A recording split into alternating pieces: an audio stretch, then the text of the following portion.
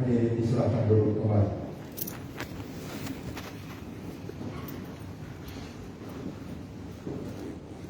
Prof. Petrus diundang mengambil tempat.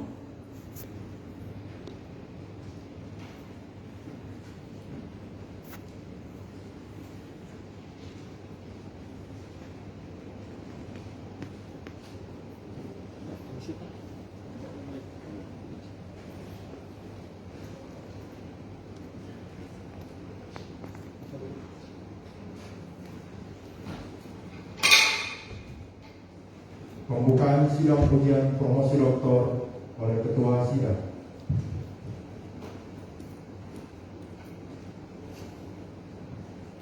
Bismillahirrahmanirrahim. Assalamualaikum warahmatullahi wabarakatuh.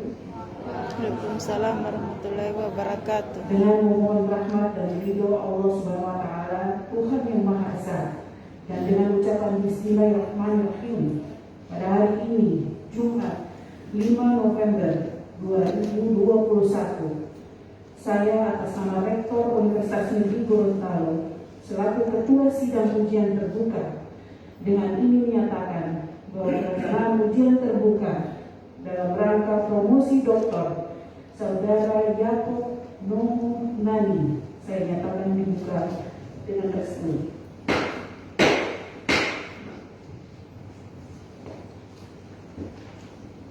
Pernyataan kelaikan ujian terbuka promosi doktor atas nama Yakob Nomo Nani oleh promotor kami persilakan Maha Guru Maha Terpelanda Profesor Dr. Hajar Asna Aneta MS.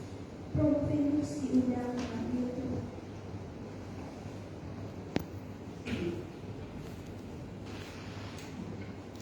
Bismillahirrahmanirrahim.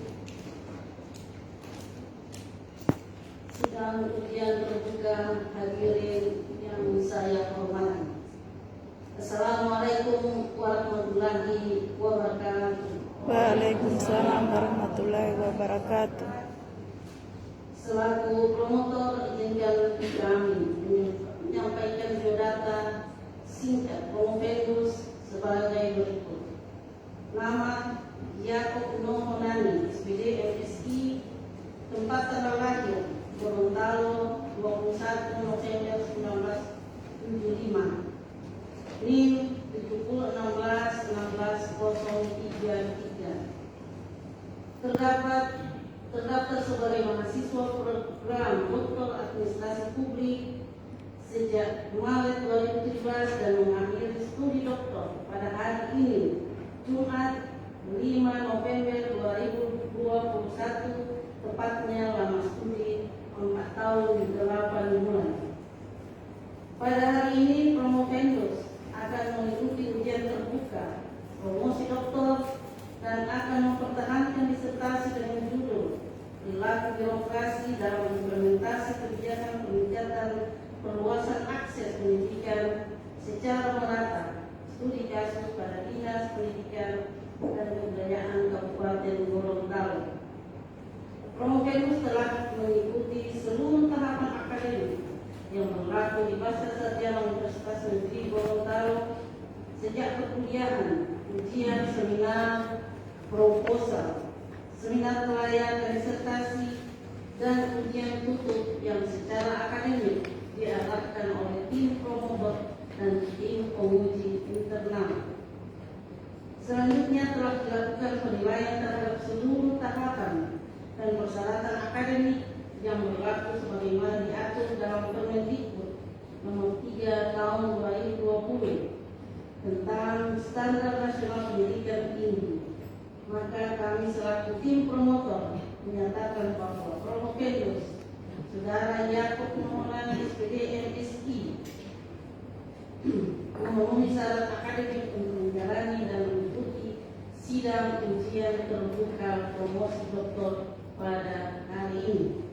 Demikian, terima kasih. Wassalamualaikum warahmatullahi wabarakatuh. Promotor saya sendiri. Terima kasih. Ujian dimulai dan selanjutnya acara dipimpin oleh Ketua Sidang.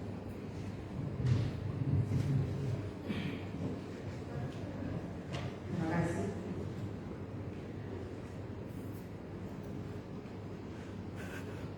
Bapak Ibu yang saya hormati, sidang ujian terbuka yang terhormat. Pada kesempatan selanjutnya, saya selaku Ketua Sidang akan mempersilahkan Saudara Prof. Fendus untuk memaparkan garis-garis besar disertasi dengan judul Perilaku Birokrasi dalam Implementasi Kebijakan Peningkatan Perluasan Akses Pendidikan secara merata yang merupakan studi kasus pada Dinas Pendidikan dan Kebudayaan Kabupaten Gorontalo. Saya akan memberikan waktu selama 15 menit dan setelah itu saya akan memberikan kesempatan kepada tim penguji yang hari ini sudah hadir pada hari ini. Terima kasih Bapak Ibu, dan juga hadir secara virtual penguji eksternal. Selamat pagi Bapak yang ada di sana. Dan setelah itu kita akan melanjutkan dengan tanya jawab. Namun sebelumnya saya mempersilakan Prof. Fendus untuk memaparkan garis besar disertasinya dengan judul yang telah disebutkan tadi selama 15 menit.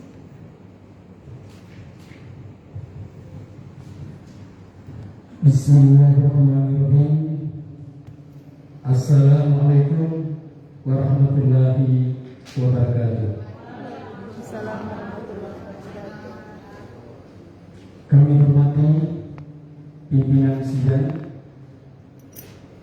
Maha Guru, Maha Terpelajar, Profesor Karmila Mahmud SPD, MAP, PhD. Kami hormati promotor selaku Direktur Pasca Sarjana, Maha Guru, Maha Terpelajar, Profesor Dr. Asna Meta, MSc. Kami hormati Wakil Direktur Bidang Akademik, Maha Terpelajar, Dr. Insinyur Hasib, MSc. Kami hormati Ketua Program Studi Program Pasca Sarjana, Program Doktor Pasca Sarjana, Maha Terpelajar, Dr. Yanti Aneta SPD, MSc. Kami hormati penguji eksternal, Maha Terpelajar, Bapak Dr. Khairul Mulk SIK, MSc. Kami hormati penguji internal 1, Maha Guru, Maha Terpelajar, Bapak Profesor Dr. Arifin Tahir, MSc. Kami hormati penguji internal 2, Maha Terpelajar, Bapak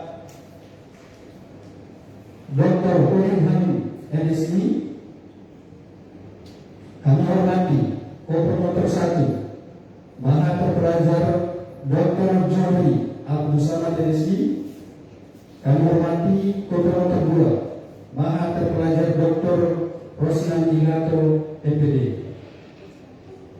Pada kesempatan ini kami mengajak kita semua untuk senantiasa memanjatkan puji syukur kehadirat Allah Subhanahu wa Ta'ala, karena hanya dengan izinnya kita dapat mengikuti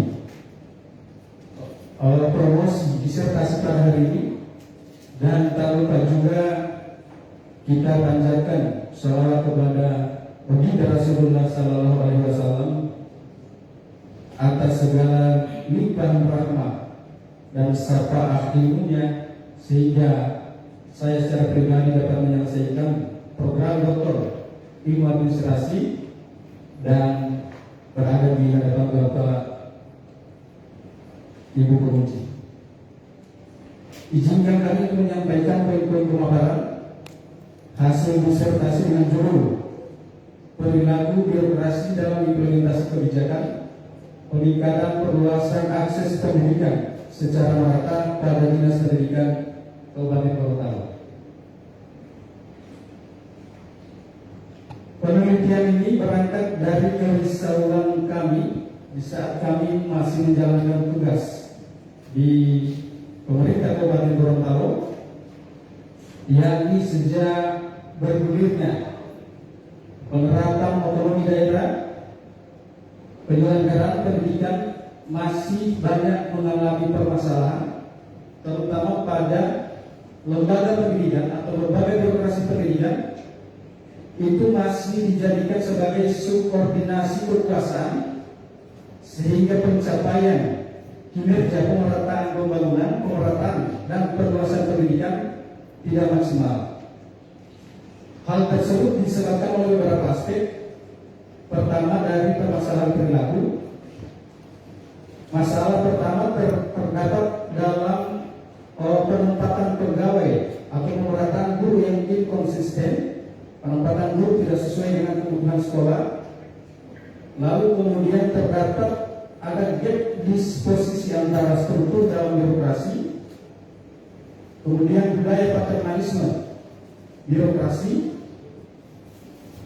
yang pada akhirnya akan menyebabkan pelaksanaan kebijakan implementasi pemerataan itu tidak dijalankan secara maksimal. Berangkat dari konteks permasalahan tersebut, kami menetapkan 3 fokus penelitian. Pertama adalah bagaimana implementasi kebijakan peningkatan perluasan akses pendidikan secara merata. Fokus yang kedua adalah bagaimana perilaku birokrasi dalam implementasi kebijakan. Dan fokus yang ketiga adalah faktor-faktor pendorong dan faktor-faktor yang menghambat peningkatan keberhasilan implementasi kebijakan. Ketiga fokus penelitian tersebut kami landasan pada paradigma teori. Pertama adalah teori perilaku. Kami mengambil teori dari Robin yang terdiri dari 3 level dalam melakukan analisis perilaku terhadap keberhasilan. Itu dianalisis oleh Robin dari level perilaku individu, perilaku kelompok, dan perilaku birokrasi. Perilaku ini kami hubungkan dengan teori Edward Tree untuk menganalisis sejauh mana pengaruh faktor perilaku terhadap kebijakan, di mana Edward Tree menyebutkan bahwa terdapat 4 faktor keberhasilan kebijakan.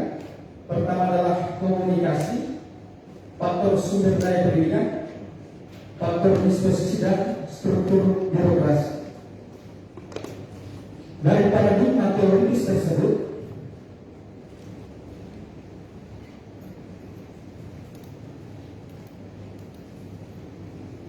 kami menggunakan metode penelitian kualitatif dengan pendekatan studi kasus.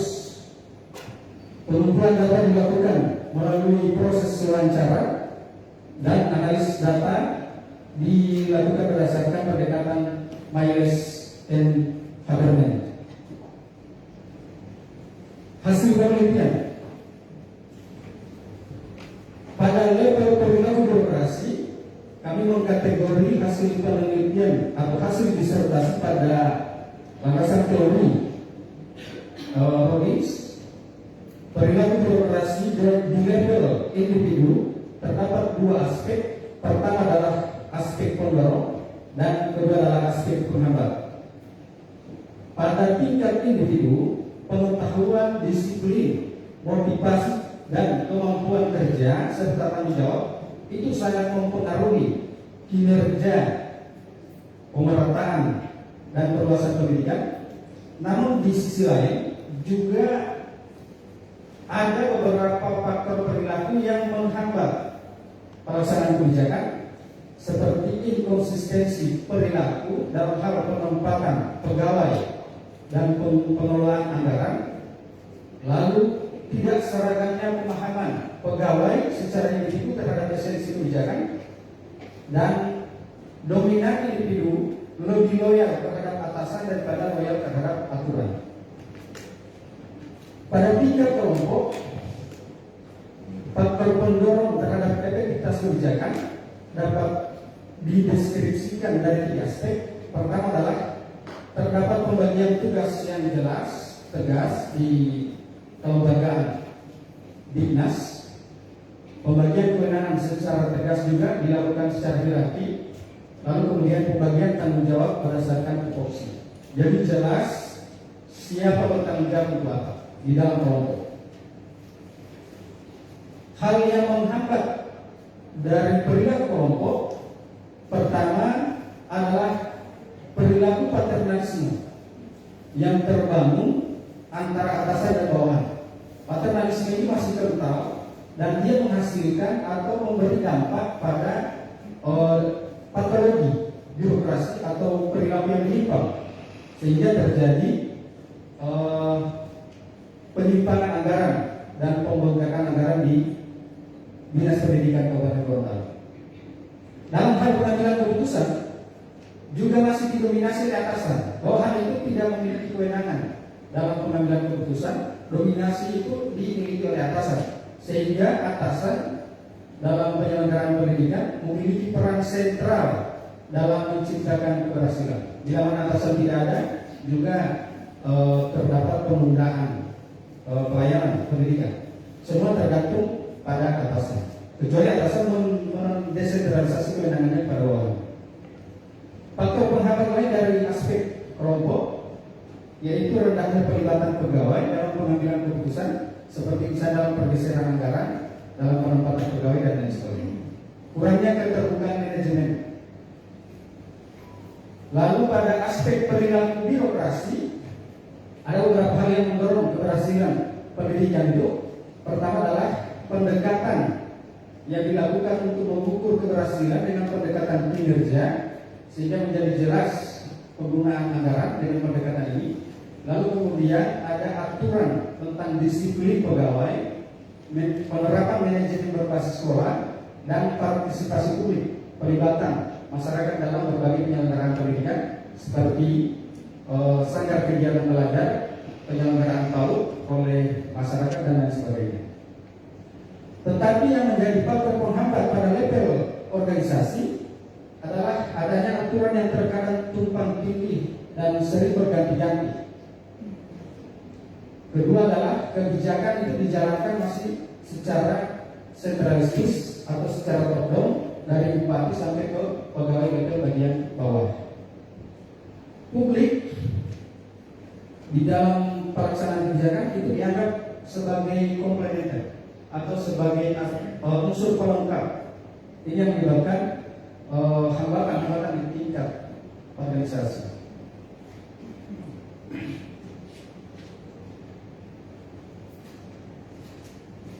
Dari hasil penelitian tersebut, kami memaparkan temuan penelitian sebagai berikut. Pertama, penelitian pada aspek perilaku. Keseluruhan unsur perilaku tersebut di atas, yaitu unsur perilaku individu, kelompok, dan organisasi, membentuk pola hubungan perilaku atau interaksi perilaku secara rutinitas di dalam pelaksanaan kebijakan, baik secara formal maupun secara informal.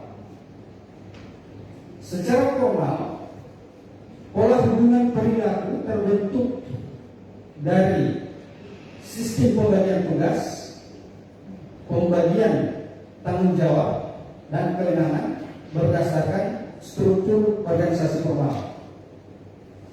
Yang menarik bagi kami di dalam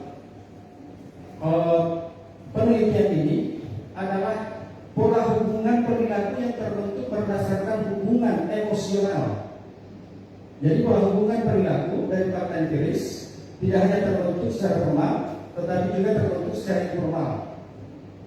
Ada hubungan-hubungan emosional yang terbangun antar pegawai, baik di level individu, level kelompok maupun level organisasi, dalam beberapa kriteria seperti rasa kebersamaan, rasa kesesuaian, rasa keadilan, rasa kepantasan, dan personalitas, suka atau tidak suka, membentuk pola hubungan perilaku dan pada akhirnya mempengaruhi implementasi kebijakan. Bentuk perilaku ini sangat mempengaruhi manajemen dalam penempatan pegawai pada posisi-posisi tertentu dalam jabatan. Dan oleh karena itu, penempatan pegawai tidak selamanya didasarkan atas aspek profesionalisme, tetapi banyak didasarkan pada kepentingan-kepentingan tertentu, sehingga penumpukan guru itu terjadi pada beberapa kecamatan, sedangkan kecamatan lainnya mengalami kekurangan guru. Hal ini sangat mengganggu atau menghambat proses implementasi pemerataan dan perluasan pendidikan. Eksistensi pola hubungan perilaku sangat mendasar dalam mempengaruhi kebijakan, sehingga unsur pola hubungan perilaku itu dapat dikembangkan sebagai tools atau analisis untuk melakukan telaah tentang kecenderungan perilaku, apakah mengarah pada profesionalisme atau perilaku cenderung mengarah pada paternalisme. Ini manfaat dari pola hubungan perilaku. Sebagai kebaruan dalam penelitian, peneliti menetapkan pola hubungan perilaku sebagai novelty. Model komprehensif hasil analisis perilaku potensiasi dari novelty penelitian kami katakan seperti ini. Jadi kalau menurut Robin, untuk melakukan analisis terhadap perilaku organisasi, Robin menggunakan 3 dimensi, yaitu dimensi individu, dimensi perilaku individu, dimensi perilaku kelompok, dan dimensi perilaku organisasi. Kami melengkapinya dengan dimensi pola hubungan perilaku. Secara empiris, implementasi dari temuan ini kami gambarkan seperti pada layar ini, peran dan fungsi perilaku birokrasi dalam peningkatan efektivitas pola hubungan perilaku dapat mendorong efektivitas kebijakan, mendorong secara parsial terhadap faktor komunikasi, faktor sumber daya, faktor disposisi, dan faktor struktur organisasi. Dalam paparan ini juga kami menggambarkan pola hubungan perilaku dapat memoderasi peningkatan kebijakan, dan oleh karena itu penting pola hubungan perilaku menjadi salah satu unsur analisis perilaku birokrasi atau perilaku organisasi. Dari novel tersebut kami menyimpulkan hasil disertasi sebagai berikut. Pertama, implementasi kebijakan. Implementasi kebijakan dijalankan dalam perspektif perilaku cenderung melahirkan keberhasilan yang sifatnya parsial dan berimplikasi pada adanya kecenderungan masing-masing struktur birokrasi, sehingga birokrasi cenderung memperbesar anggarannya pada bagian-bagian tertentu pada bidang-bidangnya dan tidak melihat keberhasilan secara keseluruhan. Itu dampaknya terhadap implementasi kebijakan. Yang kedua, dalam perilaku birokrasi masih cenderung paternalisme karena masih didominasi oleh atasan atau oleh kekuasaan, dan lembaga pendidikan seringkali dijadikan sebagai subordinasi kekuasaan, terutama dalam momen-momen pelaksanaan pemilu itu masih sangat kental. Ada komando untuk memberdayakan Departemen Dinas Pendidikan dan Kebudayaan.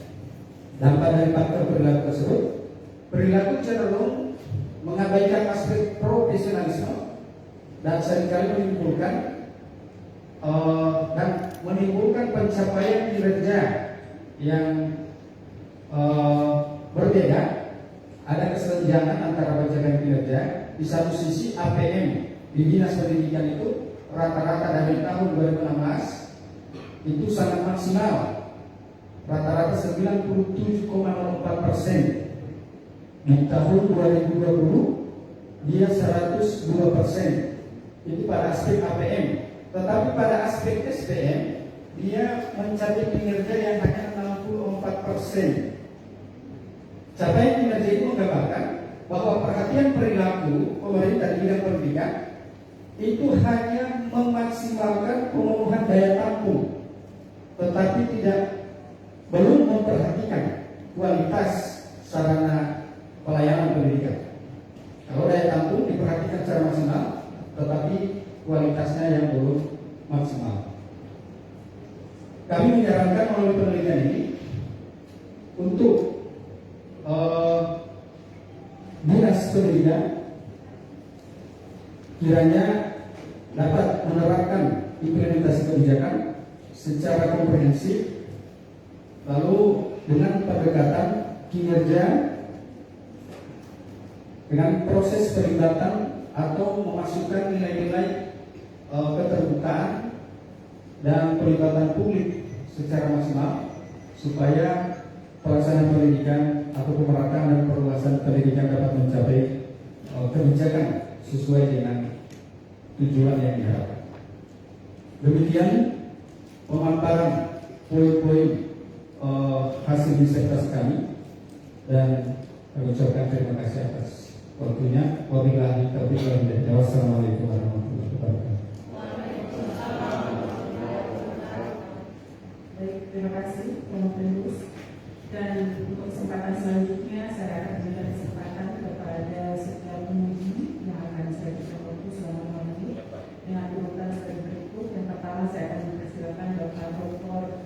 MR Hairul Exos MSI sebagai penguji eksternal, kemudian Dr. Udin Hamid SPD MSI, kemudian Profesor Dr. Artin Kadir MSI, selanjutnya Dr. Ismail Hasim MSI, selanjutnya Dr. Yanti Anita SPD MSI, kemudian saya akan memberikan kesempatan kepada Dr. nomor 2 Dr. Haji Rosman Grata IPB, selanjutnya Dr. Zuli Abdul Samad Fisika MSI, dan kepada Ibu Profesor Dr. Hajar Asma Alif MSI, dan pada kesempatan lain saya akan mengambil bagian untuk menguji. Untuk kesempatan pertama saya berikan kesempatan kepada penguji eksternal yang akan menguji secara virtual. Silakan Bapak Dr. MR Hairul Exos MSI. Baik, terima kasih pimpinan sidang. Bismillahirrahmanirrahim. Assalamualaikum warahmatullahi wabarakatuh. Yang kami hormati Rektor Negeri Gorontalo, Direktur Pasca, Promotor, Profesor Dr. Asna Anita, Dr. Yanti Anita, dan ibu bapak sekalian, para senior, para guru besar, para dosen di Universitas Negeri Gorontalo, serta Pak Yakob Mahunani, serta keluarga. Pertama kami ucapkan selamat kepada Pak Yakob bahwa perjuangannya sudah sampai pada tahapan ini, ujian promosi, ujian terbuka yang disaksikan oleh banyak pihak. Pak Saudara Yakob, Pak Yakob Promovendus, ya, ada banyak hal yang menarik dalam disertasi ini, ya. Tapi ada beberapa pertanyaan, ya. Pertama begini, ada 3 komponen atau 3 teori sebenarnya yang digunakan dalam disertasi ini. Pertanyaan, yakni teori tentang perilaku birokrasi, teori tentang implementasi kebijakan, dan yang berkaitan dengan aksesibilitas pendidikan. Pertanyaan saya, Pak Yakob, adalah apa kontribusi penelitian ini terhadap hal-hal tersebut? Misalnya 1 tentang teori perilaku, 2 terhadap teori implementasi kebijakan, dan yang ketiga tentang aksesibilitas pendidikan. Itu pertama, ya. Yang kedua, menarik ini ketika novelty-nya itu berkaitan dengan pola hubungan perilaku yang empirically menunjukkan pola perilaku hubungan yang bersifat emosional. Ya, pertanyaannya adalah dominasi atau dominannya pola perilaku hubungan emosional ini apakah menguntungkan terhadap atau mempersulit ya terhadap implementasi kebijakan sistem merit dalam penataan birokrasi kita. Itu pertanyaan yang kedua ya. Pertanyaan yang ketiga, saya lihat dan hasil empiriknya juga menunjukkan bahwa implementasi kebijakan itu cenderung menggunakan atau menunjukkan hasil dominasi pendekatan top down, pendekatan atas bawah di dalam implementasi kebijakan. Pertanyaannya, di masa depan apakah pendekatan top down yang diwakili dalam penelitian Pak Yakob ini dengan teori Edward III misalnya, Edward yang ketiga, itu masih relevan kira-kira untuk masa depan implementasi kebijakan publik di Indonesia umumnya atau di Gorontalo khususnya. Itu 3 pertanyaan awal lebih dulu. Silakan Pak Yakob.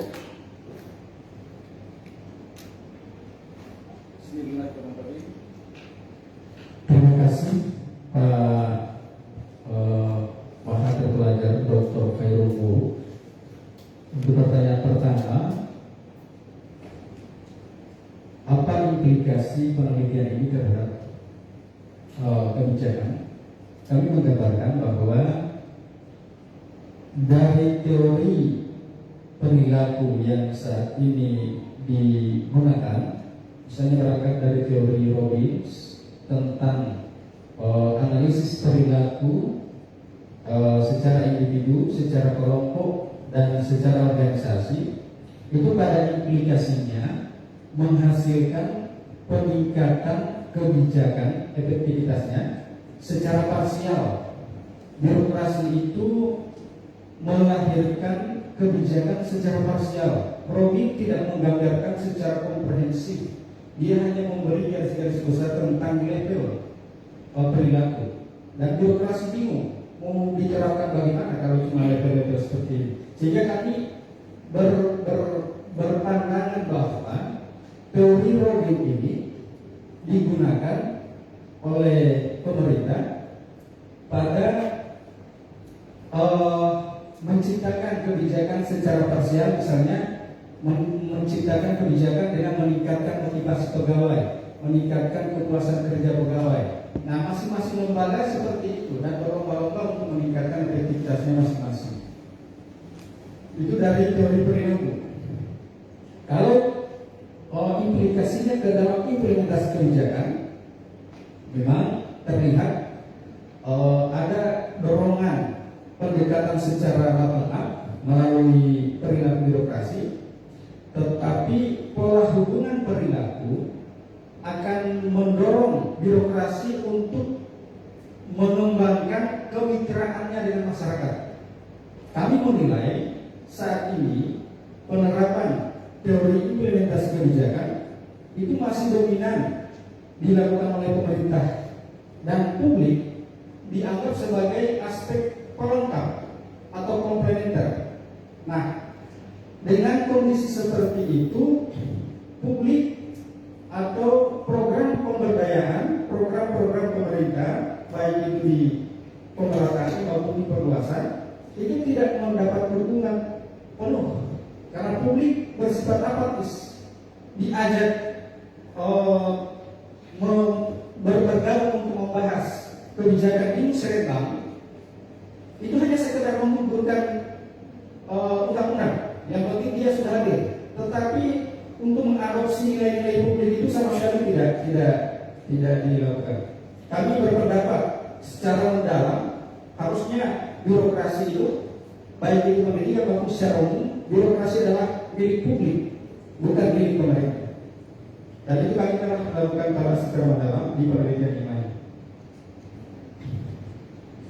Untuk aksesibilitas pemerataan pendidikan.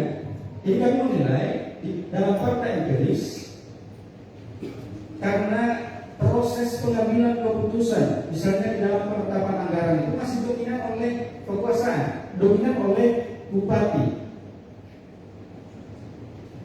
Proses sentralisasi yang berubah ke desentralisasi itu tidak memberikan dampak sama sekali menurut kami, karena ada kesalahan penggunaan konsep reformasi pada level birokrasi, misalnya di pendidikan, itu tidak tepat.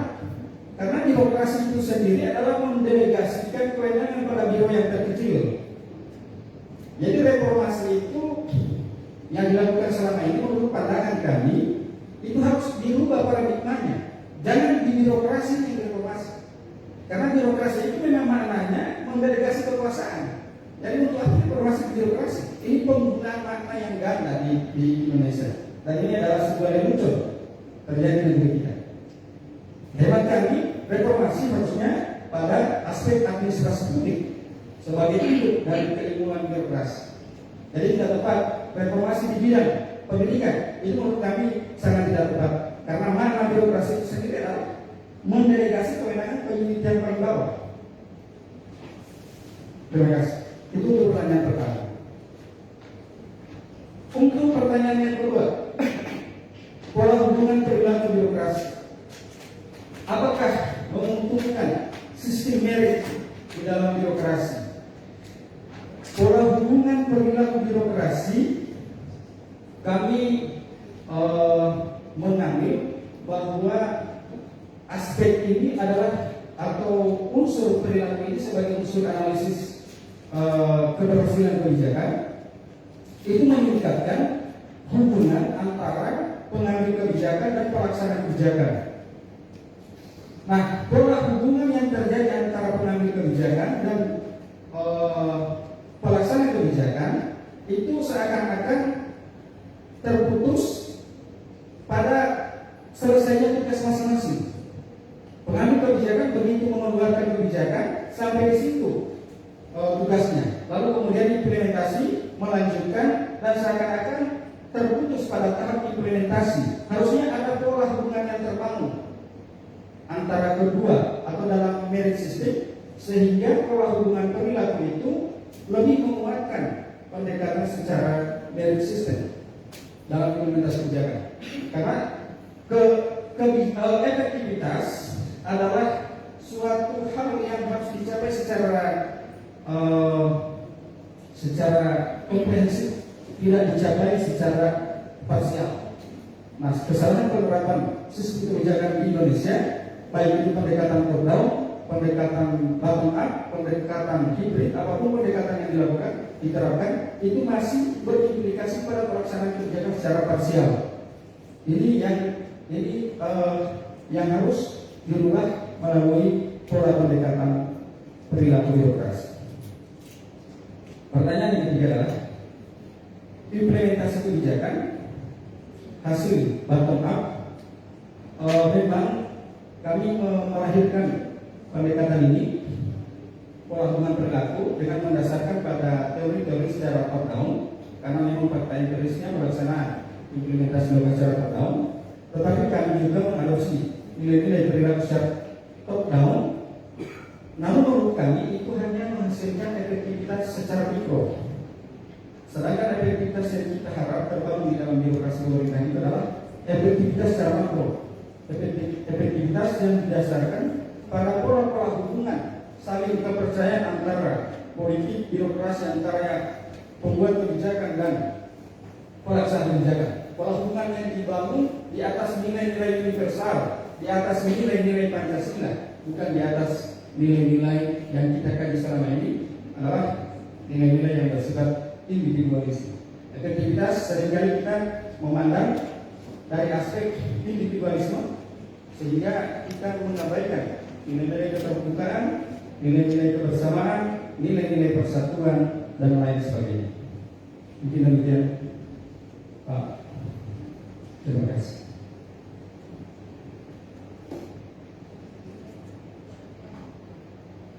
Terima kasih Pak Yakob. Mohon izin pimpinan sidang, Pak, masih ada waktu? Silakan 2 menit lagi, Pak. Baik, terima kasih Pak Yakob. Ada 5 pendekatan dalam menilai efektivitas ya. Tadi Pak Yakob menyampaikan banyak hal tentang efektivitas ya. Cuma saya tidak clear cut apa yang digunakan, pendekatan efektivitas apa yang digunakan oleh Pak Yakob ya. Jadi seperti misalnya goal attainment approach ya, system approach, strategic constituent approach, competing values, dan balance scorecard ya. Nah, di dalam penelitian ini apa yang sebenarnya digunakan dan ada nggak kontribusi terhadap pendekatan di dalam efektivitas tersebut?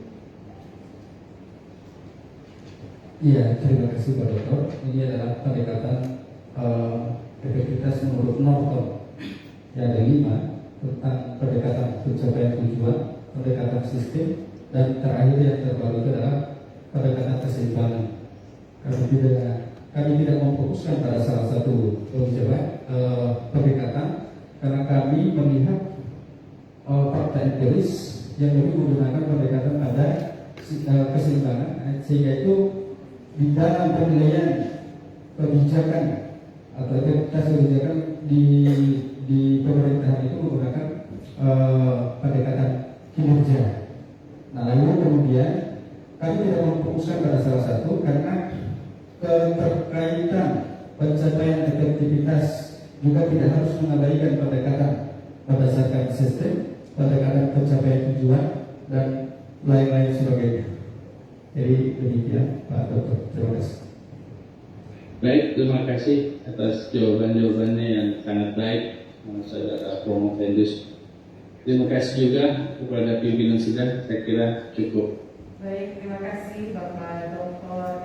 Khairul Muluk SOS MSI sebagai penguji eksternal, dan sebagai informasi Bapak Dr. Khairul asal dari Universitas Brawijaya. Untuk kesempatan berikutnya saya akan mempersilakan penguji internal 2. Saya silakan Pak Dr. Wilham SPT MSI. Silakan untuk memberikan pertanyaan selama 5 menit. Baik, terima kasih.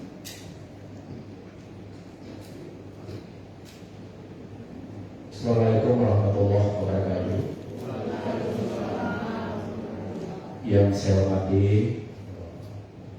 Rektor UNB yang berpuluh Ibu Wakil Rektor 3, Ibu Direktur, Dr. Prodi, Bapak Ibu Menteri, dan seluruh hadirin yang saya hormati.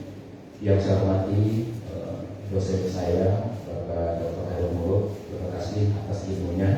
Alhamdulillah saya bisa duduk sama-sama menjadi penguji. Sekali lagi terima kasih. Baik, Pak Promovendus, dari pemaparan Bapak, setelah kita mencoba untuk mendalami, ternyata persoalan dalam birokrasi di lokal government kita memang problemnya luar biasa, baik eksternal maupun internal. Tetapi di sisi lain, kita mencoba melihat riset yang dilakukan oleh Profesor Dr. Agus Suryono pada tahun 2010 ditemukan bahwa good governance, good local governance itu ternyata jauh untuk kita capai. Hasil riset membuktikan bahwa ada 2 hal yang dilakukan pada tahun. Yang pertama berkunjung ke BUMN, kemudian berkunjung ke dinas badan kantor. Apa yang terjadi? Ternyata pelayanan tidak menunjukkan good governance pada dinas badan kantor, tapi di BUMN baru buka pintu, itu security yang membuka. Itu adalah satu contoh kasus perilaku birokrasi yang harus kita coba untuk kaji dan mencari solusi. Yang berikut Pak, ada Bapak nanti insya Allah bisa lihat hasil riset terbaru terkait dengan pemerataan pendidikan. Di era sekarang Pak, COVID pemerataan pendidikan itu sangat penting. Kasus yang paling mendesak untuk ditanggulangi ialah bukan persoalan sarana prasarana, tapi persoalan pemerataan antara si miskin dan si kaya. Banyak masyarakat kita yang miskin, anak-anaknya tidak bisa mengakses proses studi secara online. bukan persoalan internet, tapi ini persoalan pemerataan akses yang dimiliki oleh setiap anak-anak kita. Lain lagi dengan internal. Bagaimana kita bisa manage internal dengan 3 hal? Tidak hanya bicara persoalan birokrasi. Di dalam birokrasi ada SDM aparatur. SDM aparatur itulah yang akan berinteraksi antara satu dengan yang lain, yang Bapak bahasakan di dalam novel Bapak sebagai pola hubungan interaksi. Pertanyaan saya adalah, pola hubungan interaksi yang Bapak jadikan sebagai novel ini itu merupakan temuan secara empiris, atau itu ialah Bapak mencoba merekonstruksi teori pola, atau bahkan menemukan sesuatu yang di luar itu? Selamat. Terima kasih Bapak Maha Guru, Maha Terpelajar, Bapak Widi MC. Pola hubungan perilaku pada awalnya dilakukan terhadap telah mendalam terhadap fakta-fakta empiris. Berangkat dari teori Graha pada tahun 1969, Graha menyatakan bahwa perilaku birokrasi itu adalah interaksi antara individu dan karakter birokrasi. Kalau ada interaksi, berarti ada pola hubungan. Itu secara konsep. Secara lebih mendalam, kami melakukan penelitian ini, ternyata interaksi itu tidak hanya secara formal di dalam struktur birokrasi. Lebih mendalam lagi, kami melihat ada paternalisme di dalam birokrasi, dan itu tidak mungkin disebabkan oleh aspek formal, karena formal selalu menyandarkan pada aturan, sehingga muncul namanya pola hubungan perilaku itu yang didasarkan pada norm emosional, hubungan emosional, hubungan yang terbangun secara terus-menerus di dalam pelaksanaan pekerjaan, lalu merekatkan kedua individu, lalu kemudian terjadi pola hubungan perilaku yang baik. Dan itu sebetulnya di dalam ilmu politik sudah digunakan pola hubungan. Misalnya dalam menempatkan orang di posisi-posisi tertentu itu, orang selalu mempertimbangkan perilakunya. Bapak kalau berperilaku baik, terbuka, akan terterima di dalam lingkungan. Tetapi kalau berperilaku sebaliknya justru tidak akan terterima. Sehingga temuan ini berangkat dari fakta empiris. Baik, banyak demonstrasi, banyak protes yang terjadi di mana-mana. Itu ialah indikator bahwa negara demokrasi perlu untuk dibenahi supaya rakyat tidak lagi mengeluh. Persoalannya ialah bahwa kenapa terjadi demonstrasi? Karena kebijakan yang diambil itu didasarkan pada regulasi yang dibuat pada lembaga politik yang Bapak sebut tadi, yang kita namakan yaitu DPR. Mereka yang membuat undang-undang. Dasar membuat undang-undang itu ialah suara rakyat, kebutuhan rakyat. Apabila tidak terjadi maka pasti menimbulkan polemik. Nah, pertanyaan saya ialah bahwa perilaku yang Bapak maksudkan individu, kelompok, dan bahkan perilaku organisasi dan juga perilaku birokrasi ini strateginya seperti apa? Implementasi di lapangan itu bisa menyelesaikan apa yang saya sebut tadi. Hasil riset bahwa good government Indonesia belum terwujud. Indikator yang bisa kita ambil ya hasil risetnya Profesor Agus dan menemukan bahwa dari sisi kelainan saja belum bisa menunjukkan bahwa perilaku birokrasi itu menunjukkan mewujudkan good local governance. Silakan. Teori tentang perilaku dan pola perilaku itu adalah sangat universal dan dia adalah irisan dari beberapa pendekatan. Misalnya kita menggunakan pendekatan politik, pendekatan administrasi, pendekatan manajemen. Perilaku adalah irisan dari ketiga keilmuan, ketiga pendekatan, hanya tidak tertata pola hubungan antara keilmuan itu. Jadi kalau dalam perspektif administrasi publik di Indonesia, mengapa pola hubungan perilaku tidak tertata berdasarkan prinsip-prinsip keterbukaan, karena dominasi politik terhadap pendekatan administrasi sangat kuat, sehingga pola hubungan tidak terbangun secara terbuka, tidak ada keterbukaan. Dan di samping itu pola hubungan antara negara dan rakyat juga tidak tertata dengan baik. Seperti kami sampaikan tadi, rakyat dianggap sebagai unsur komplemen di dalam negara. Nah, pola hubungan kalau sudah pada tingkat organisasi level makro harus dilakukan proses penelitian lebih lanjut. Baik, terima kasih pimpinan. Baik, terima kasih. Selanjutnya saya memberikan kesempatan kepada Komisi Internal 1 untuk Profesor Dr. Tahir Yasin.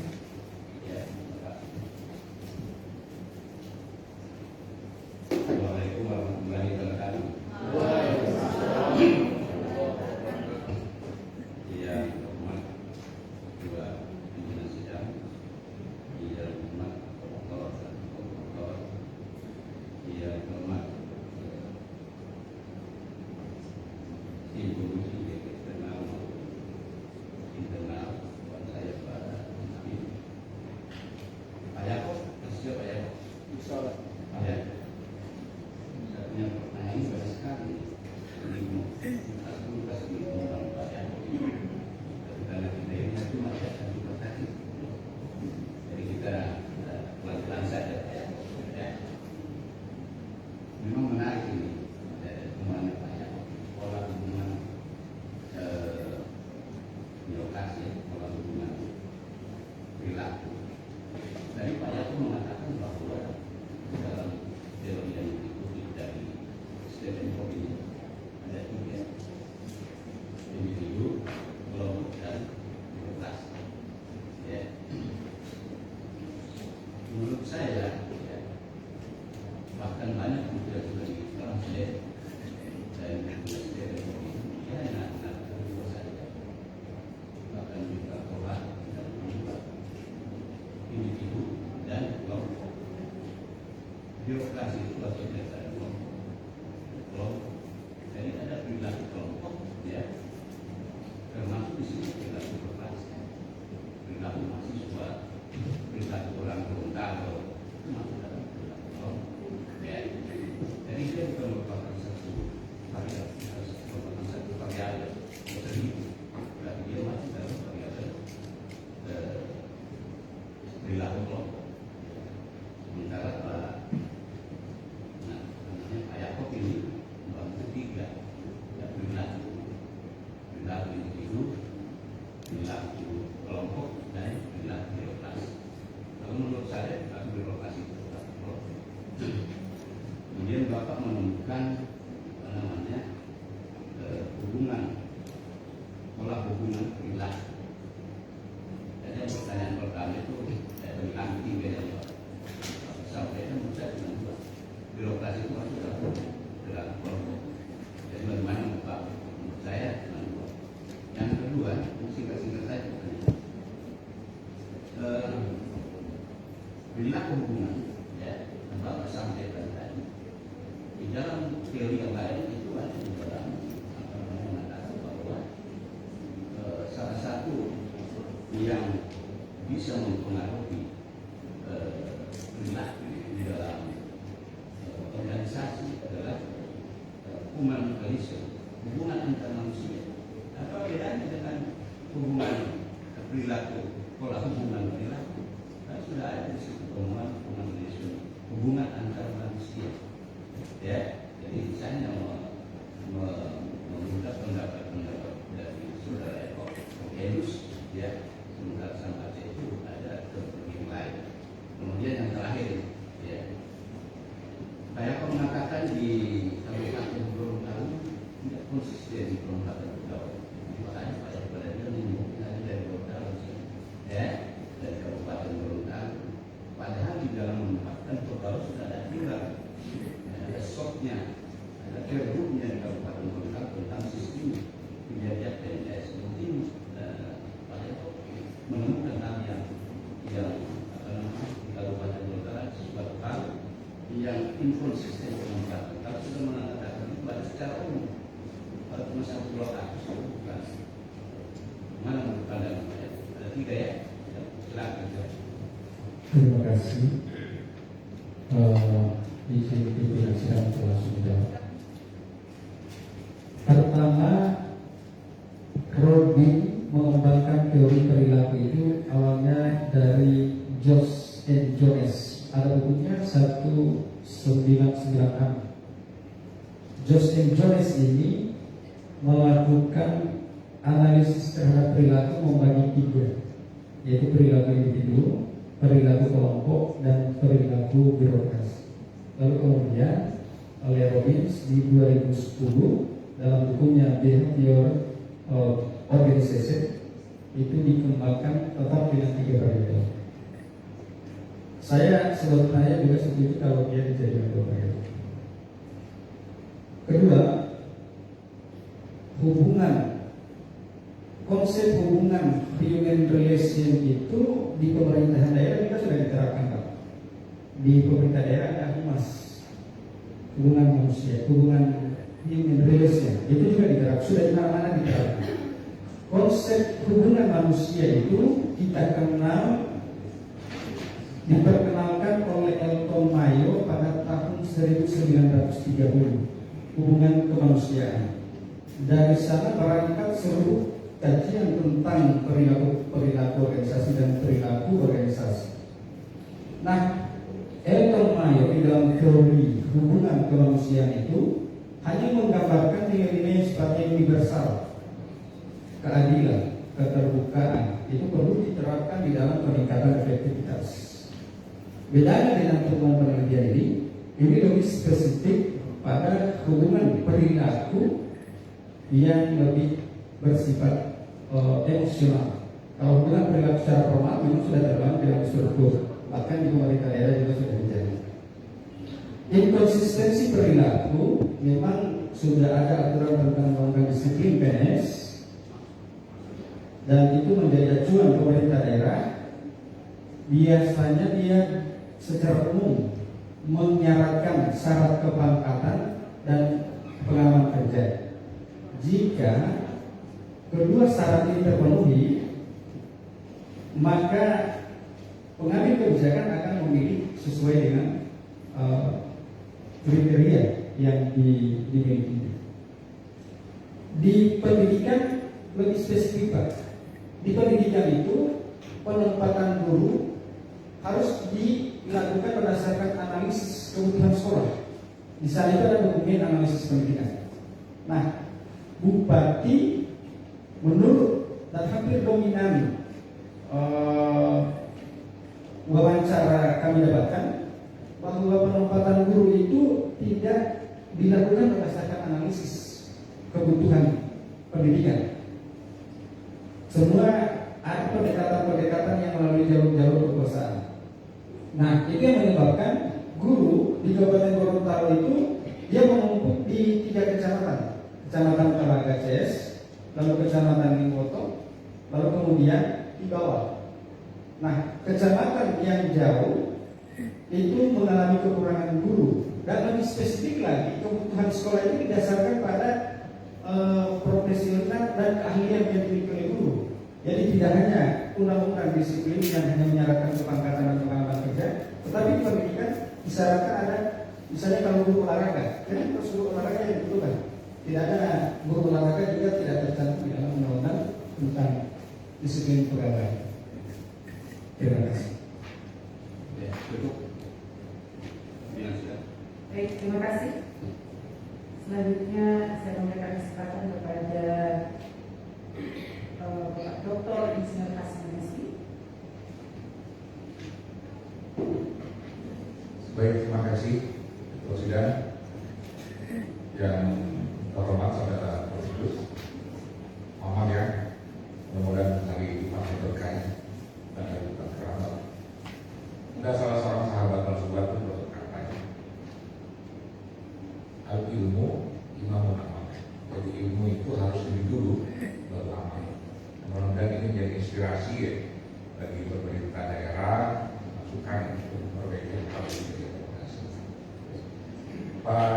Saudara Norvedus, saya ingin bertanya. Dulu kita pernah mengalami sentralisme ya. Kemudian kita pindah ke otonomi daerah. Tentu salah satunya dalam rangka menciptakan atmosfer birokrasi yang positif ya.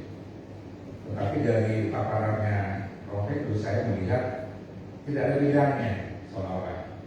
Karena itu saya ingin bertanya, sebenarnya perilaku birokrasi pada era sentralistik dengan era digital itu apa? Itu yang pertama. Yang kedua, ada dua teori. Yang pertama teori value, yang kedua teori institusi. Dalam konteks pola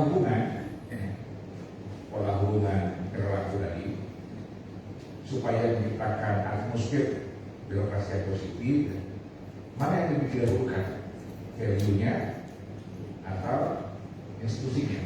Saya kasih ilustrasi seperti ini.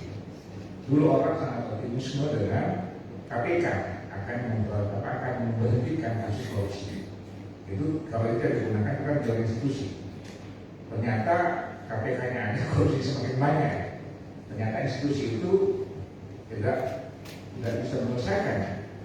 Nah, dalam konteks misalnya Prof. ini, sebenarnya mana yang dibutuhkan dalam rangka membangunnya iklim perilaku yang positif ya. Dan terakhir, saudara Prof. mungkin bisa diberikan pandangan kritis ya atas dasar penelitian yang telah saudara hasilkan tentang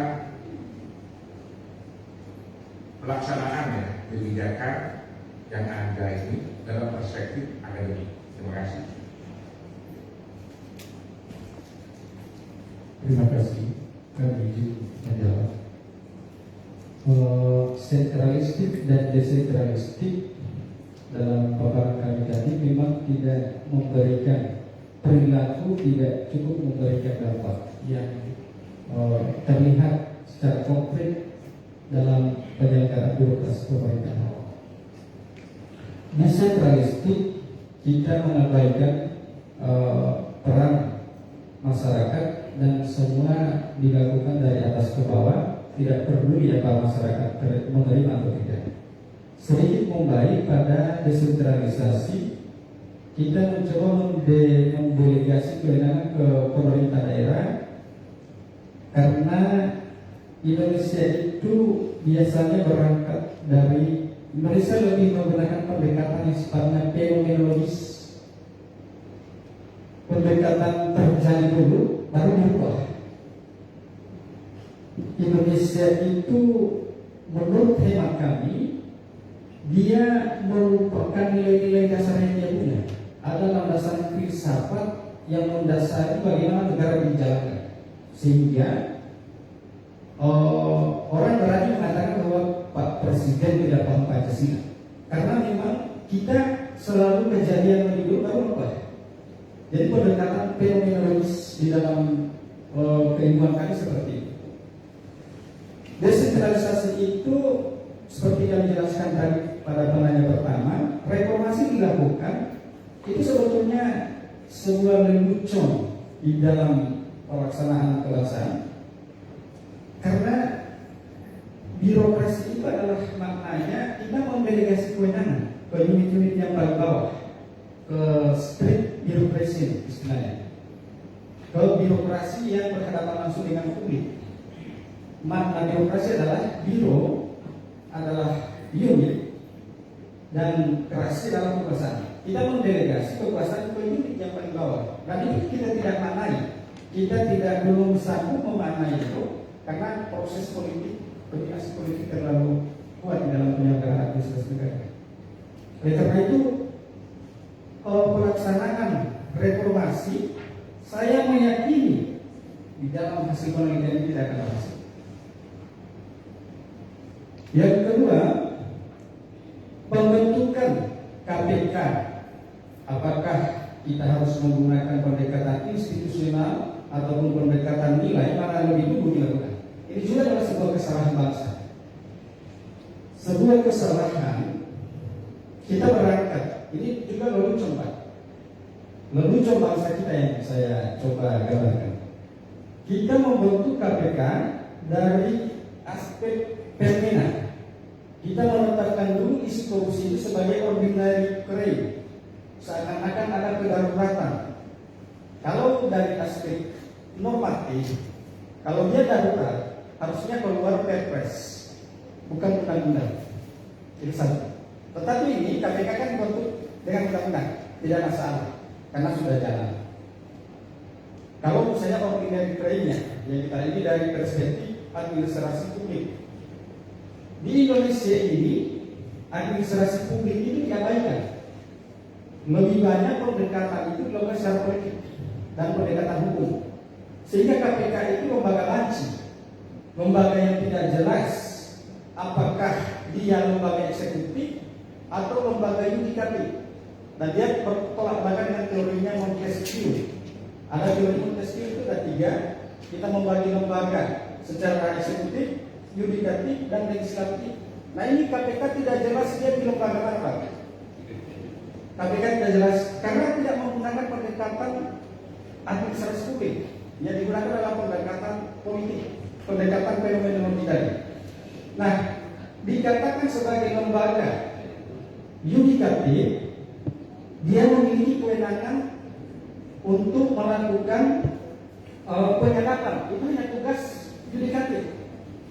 Dan dia juga menjalankan fungsi eksekutif untuk mensupervisi. Itu tugas secara supervisi.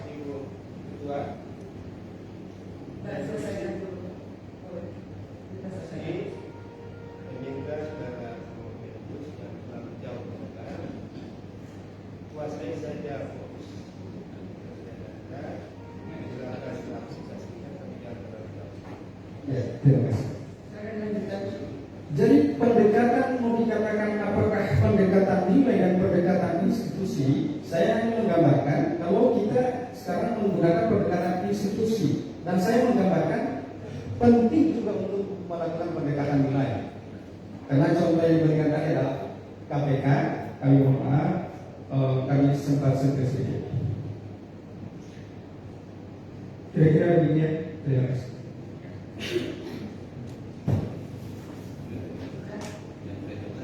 Baik, terima kasih Pak Dr. Inovasi Messi. Dan selanjutnya saya memberikan kesempatan kepada Ketua Prodi, Ibu Dr. Yana Messi.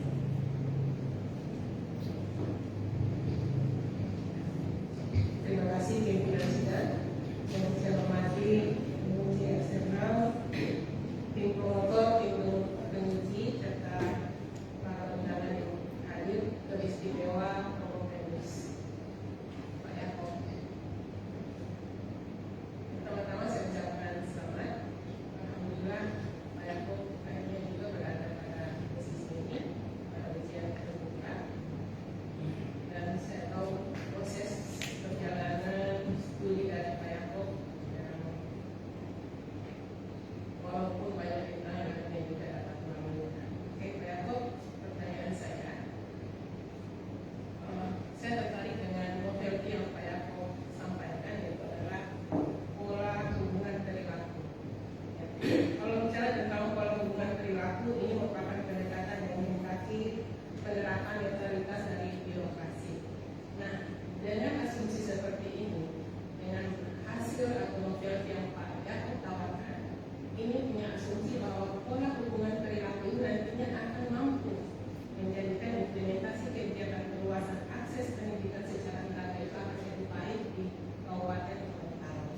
Nah, silakan Pak Yakob jelaskan pendekatan atau operasionalisasi dari hubungan perilaku seperti apa yang mampu menjadikan implementasi kegiatan perluasan akses pendidikan ini menjadi baik.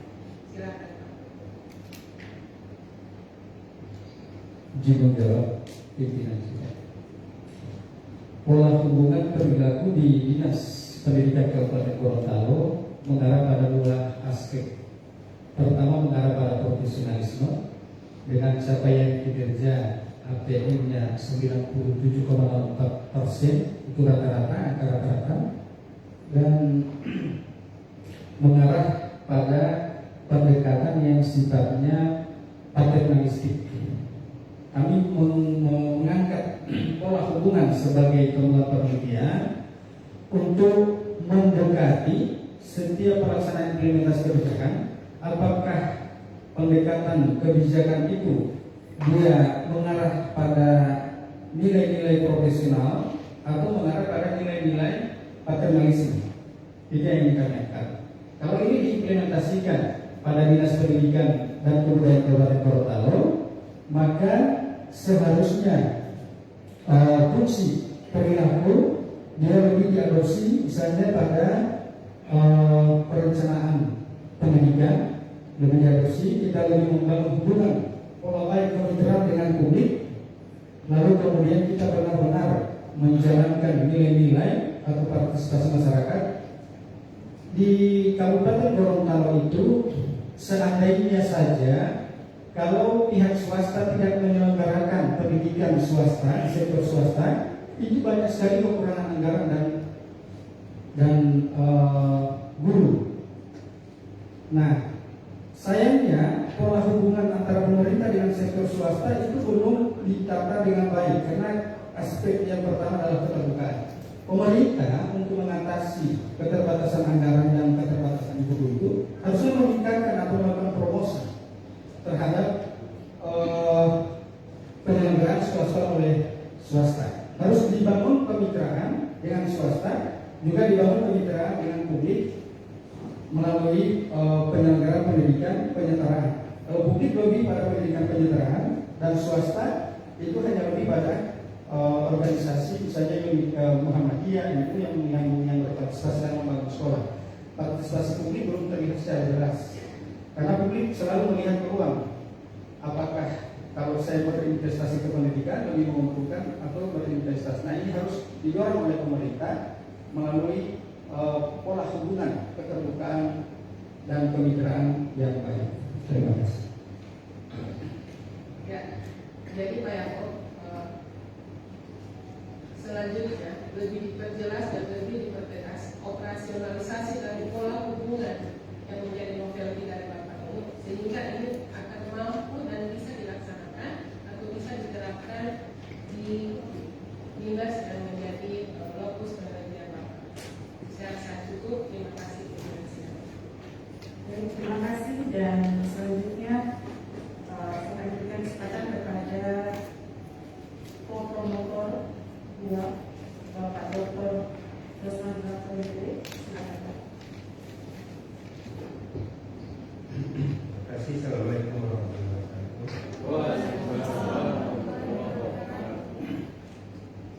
Yang saya hormati pimpinan sidang para peneliti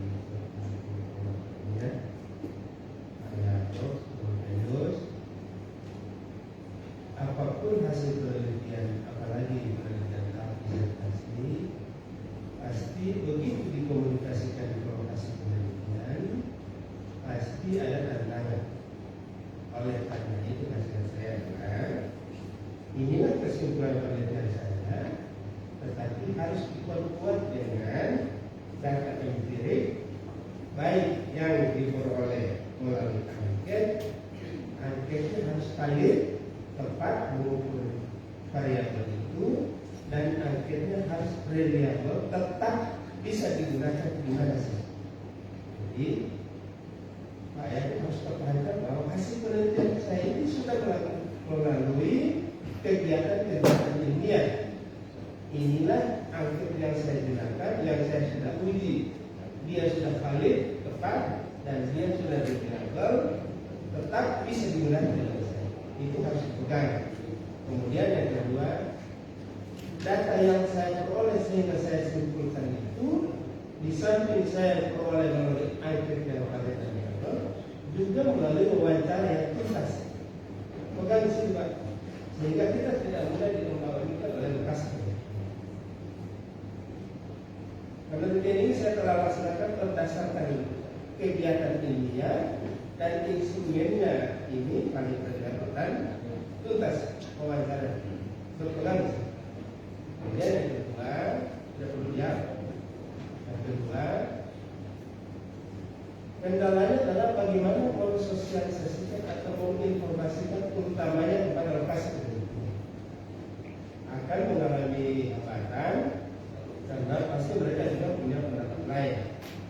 Karena Pak Yaakob dari pilihan dari Pemda ya, akan menilai Pak Yaakob itu kembali lagi ke Pemda supaya akan lebih mudah memberitahu juga sih penelitian riset baca itu kalau mau dijelaskan oleh dikasih Pak Yaakob masih mau kembali ke Pemda harus mengembangkan diri, mengembangkan penelitian.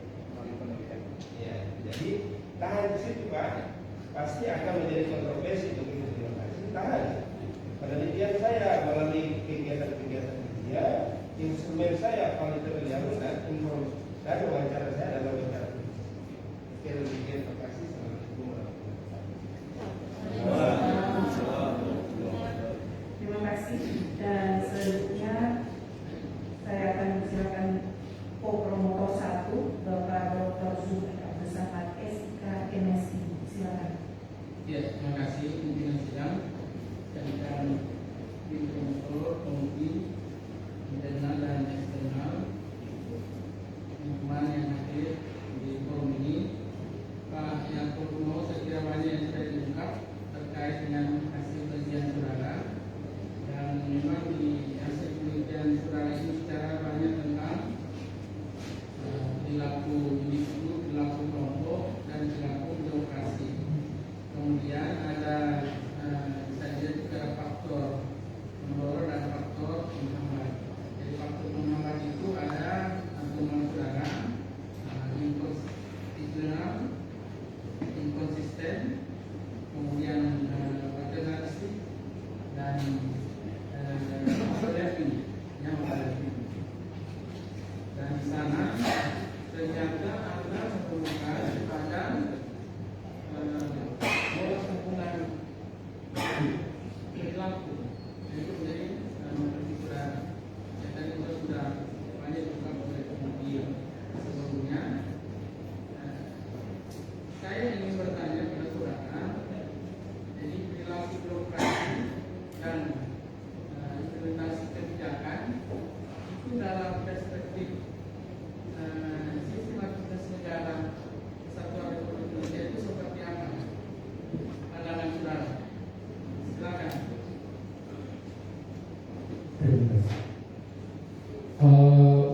Pola hubungan perilaku dilihat dari perspektif SANKRI atau Sistem Administrasi Negara Kesatuan Republik Indonesia. Di dalam sistem administrasi Republik Indonesia, kita melihat ada pola-pola hubungan secara kelembagaan. Pola hubungan antara DPR dan Presiden, pola hubungan antara Presiden, DPR dan DPR, dan pola hubungan.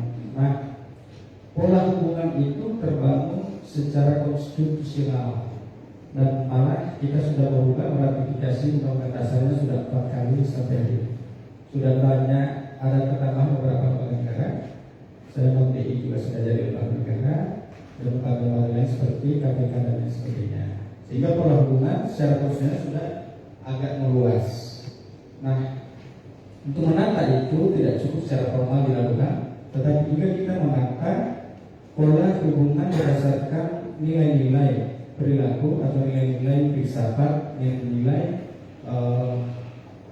hubungan emosional antar kelembagaan, sehingga efektif dan berjalan sesuai dengan tujuan konstitusional.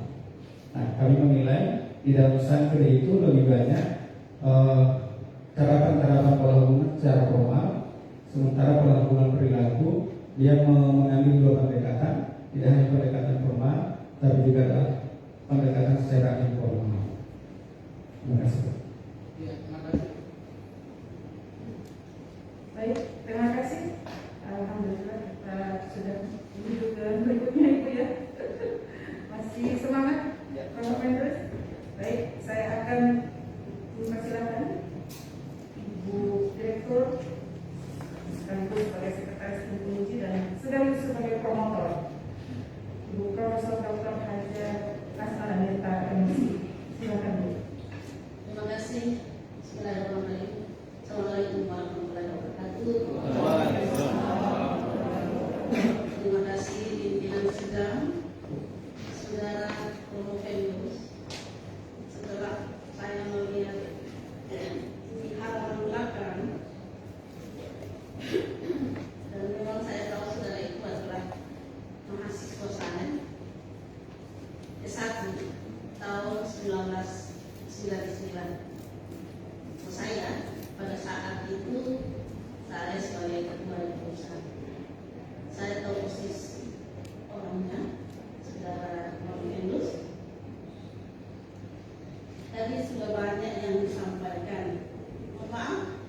Terima kasih Pak Dr. Muluk telah siap hadir mengikuti prosesi sampai dengan sekarang sudah jam 11. Terima kasih Pak Dr. Alhamdulillah kami bisa mengundang dari Universitas Brawijaya dari Fakultas Ilmu Administrasi yang turut memberikan masukan kepada saudara Promovilus. Terima kasih. Saya sambungnya. Tadi saudara sudah sampaikan bahwa tidak ada di pemerintahan itu Kabupaten Gorontalo, tidak ada konsistensi, tidak ada aturan atau aturannya tumpang tindih, dan yang berikut adalah sangat sentralis. Dari halaman belakang, saudara itu saya baca dari Kabupaten Gorontalo, kemudian pindah ke Kabupaten Bone Bolango, dan terakhir pindah ke UNJ. Apakah yang saudara sampaikan tadi ini sampai saudara lebih baik saya pindah di universitas atau di perguruan tinggi dengan melihat kondisi Kabupaten Gorontalo sama, Kabupaten Bone Bolango sama seperti itu, atau ada hal yang memberikan motivasi saudara sampai saudara masuk lagi ke Universitas Negeri Gorontalo. Yang kedua adalah saudara sampaikan tadi temuan atau novel itu adalah perilaku Motolopani Popoli. Motolopani kan memanage, Popoli itu adalah perilaku. Dengan fakta yang ada di dua Kabupaten Gorontalo dan Bone Bolango, apa yang sudah bisa lakukan? Artinya kontribusi dari hasil penelitian ini. Terima kasih. Silakan. Kami beberapa kali mengalami pelaporan tugas karena himbauan secara pribadi, tetapi lebih banyak permintaan komunitas tempat. Kalau di Gorontalo Utara, kebetulan spesifikasi kami di perencanaan pembangunan, kami diminta untuk mengawal proses penyusunan APBD ini pada saat itu, dan tahun-tahunnya SK-nya sudah ke sana. Kami minta tidak karena terlalu jauh dengan pejabat bupatinya, dan pemerintah kabupaten masih memerlukan tenaga kami, cuma agak malu kembali ke Kabupaten Gorontalo, sehingga kami diminta oleh pemerintah Kabupaten Gorontalo. Untuk pengembangan pengetahuan, kami terinspirasi dengan mendaftar studi S3 di administrasi publik itu sebelum kami jadi dosen tahun 2016. Saya belum jadi dosen, masih di pemerintah Gorontalo. Saya baru jadi dosen di November 2017. Saya terinspirasi dengan teman-teman seangkatan, termasuk Kanda Pimpinan Sidang yang terhormat, Anda lebih berhadiah terhormat, terinspirasi dengan teman-teman para senior kami di UPRO terutama, sehingga kami melanjutkan studi di Kabupaten di Universitas Gorontalo dan tidak tugas ke Universitas Gorontalo, Universitas Negeri Gorontalo. Novel ini pola hubungan perilaku Motolopani Popoli. Kalau di Bone Bolango, Kabupaten Gorontalo, kalau dibedakan secara spesifik itu memiliki kultural yang berbeda. Mungkin karena kalau Kabupaten Gorontalo adalah dipengaruhi oleh kerajaan Gorontalo, kalau Bone Bolango itu lebih, kalau menurut saya lebih luas. Kalau di Kabupaten Gorontalo lebih anggun. Mungkin karena kultural masyarakat. Itu kalau menurut hemat kami secara pribadi. Nah, sehingga proses memanage perilaku juga mengaruhi nilai-nilai kultural, dan terbukti kinerja APM itu Bone Bolango masih lebih tinggi daripada APM Kabupaten Gorontalo. Kabupaten Gorontalo berada di urutan Yang keempat, setelah Kota Gorontalo, Kabupaten Purwato, Kabupaten Bonegolan, baru kemudian Kabupaten Gorontalo. Itu siapa yang SPN-nya. Padahal kabupaten ini adalah kabupaten itu, malah dilambung oleh 2 kabupaten baru. Ini yang salah satunya kami tertarik ingin menata daerah kami, daerah kelahiran kami. Mudah-mudahan hasil penelitian ini bisa merubah kultur budaya yang ada di pemerintahan Kabupaten Gorontalo. Sekian. Terima kasih. Baik, terima kasih. Akhirnya tiba giliran saya, Bapak Ibu. Ini saya senang sekali alhamdulillah belajar banyak tentang administrasi publik pada hari ini. Tapi ada beberapa hal yang sedikit menggelitik yang mungkin saya tanyakan. Jadi don't consider that I keep on you. Saya sebenarnya hanya memang pengen tahu ya. Ada beberapa hal. Yang pertama adalah Pak Promopendus itu mencetuskan beberapa klaim yang cukup berat ya, seperti misalnya adanya markup atau pembengkakan anggaran, kemudian penempatan pegawai yang tidak sesuai, rendah kemampuan dari pegawai dan sebagainya. Tetapi saya tidak melihat ada datanya. Contoh misalnya kalau ada markup paling tidak ada data kita mungkin atau apa gitu ya. Kalau jangan sampai ini hanya menjadi asumsi yang sebenarnya bahaya bagi satu karya ilmiah, apalagi ini adalah satu disertasi. Kemudian yang kedua,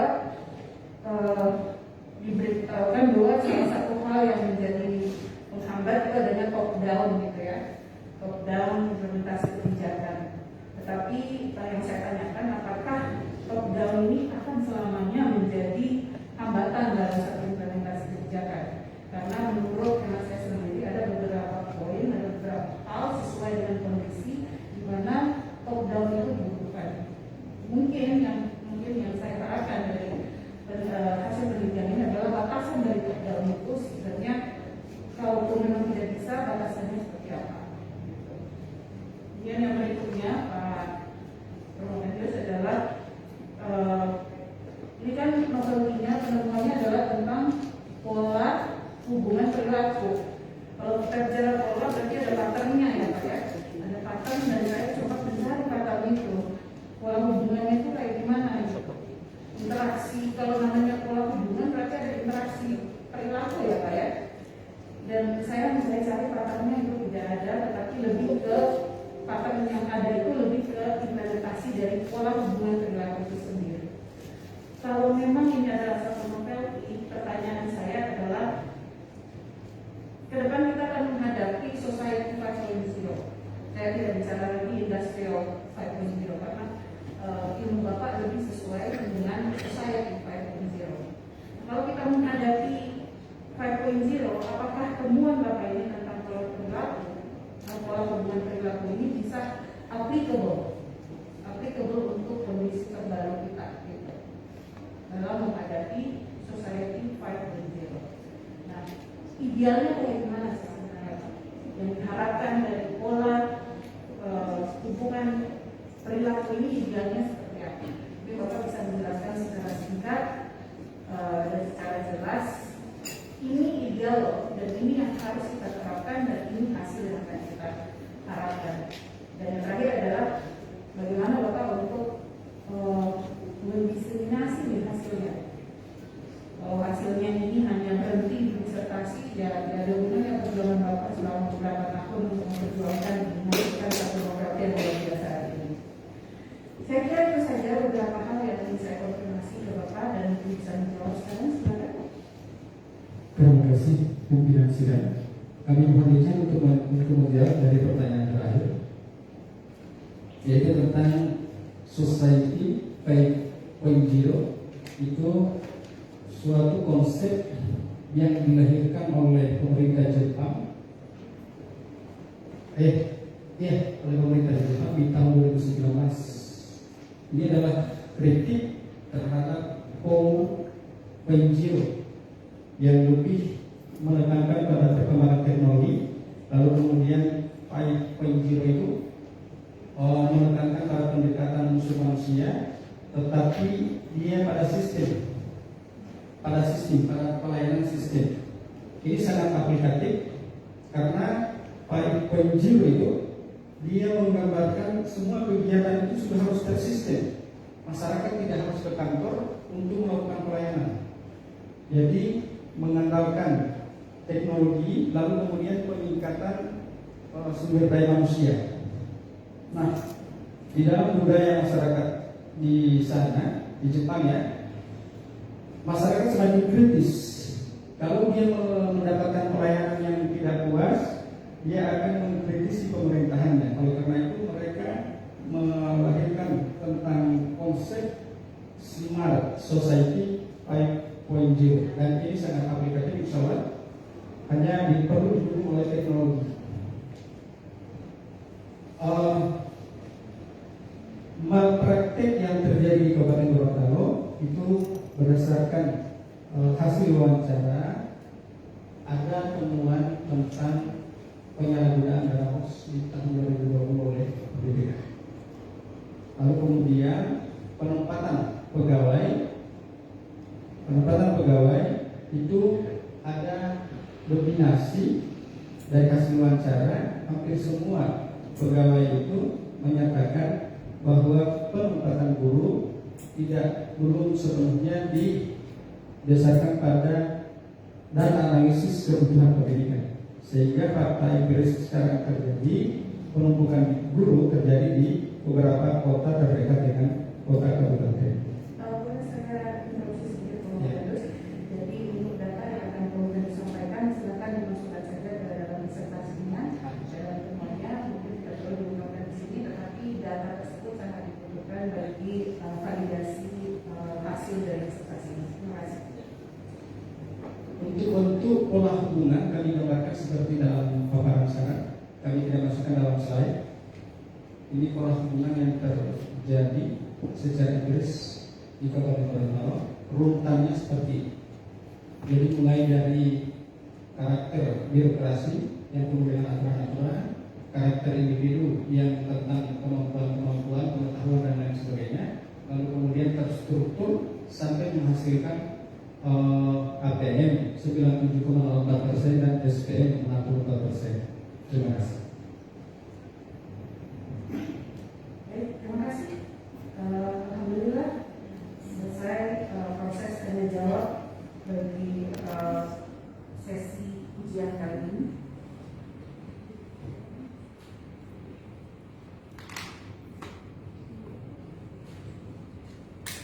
Prof. Fedrus disilahkan mengambil tempat semua.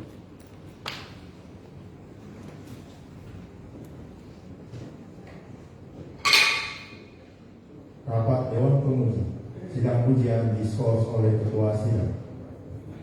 Sidang ujian terbuka yang terhormat, sidang kali ini saya skor selama 10 menit untuk rapat Dewan Penguji.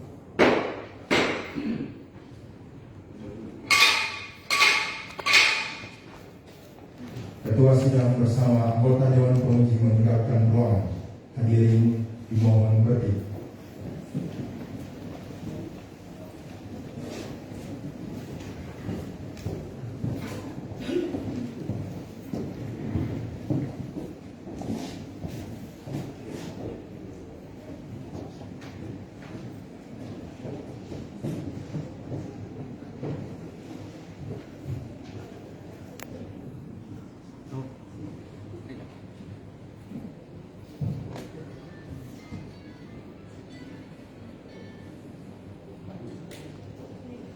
Hadirin dimohon untuk duduk.